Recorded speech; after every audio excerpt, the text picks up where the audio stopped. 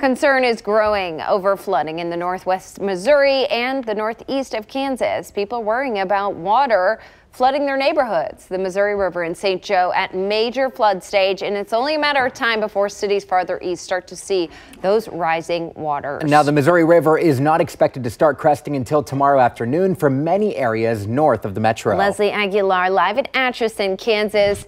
Leslie, how bad is it out there? What are you seeing? Yeah, well, right now we've just seen beavers casually just swimming by here at Veterans Memorial Park, swimming by picnic tables and war memorials out here. The river levels are really close to reaching that record from the historic 1993 flood. Here in Atchison, the Missouri River is expected to crest at 31.3 feet, and in 1993, it was at 31.6. Now take a look at your screen now for aerial footage of all this flooding. You can see a whole truck stop underwater. That's in Nebraska City. If you have plans to travel north to Nebraska or Iowa, know that I-29 is still closed. Officials want to remind you to heed the road closures in the entire region.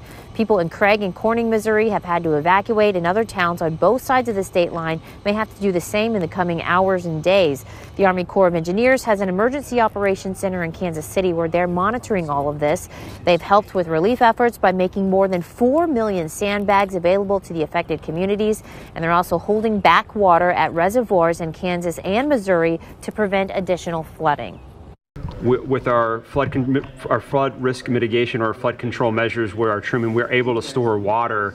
For example, right now in Tuttle Creek near Manhattan, we're holding back water so it's not inundating the system in order to help any downstream levee effects. And just to put this all into perspective, the National Weather Service says Missouri River is putting out 315,000 cubic feet of water right now. That's enough to fill Arrowhead Stadium in less than 9 minutes. So these floodwaters are powerful. Live in Atchison this morning, Leslie Aguilar, KCTV 5 News. All right, Leslie, thank you so much for a closer look at that. We'll keep checking in with you through the morning. It's 6:04. Some roads up north are finally starting to reopen after the flooding, but I-29, that is still closed from St. Joseph to just north of Omaha. This is really going to impact a lot of people. If you're planning to travel that way, you're going to have to take a major detour via I-35. So get this, that's going to add about 2 hours to your trip. And meanwhile, the trip to Omaha is only supposed to be about 2.5 to 3 hours anyway.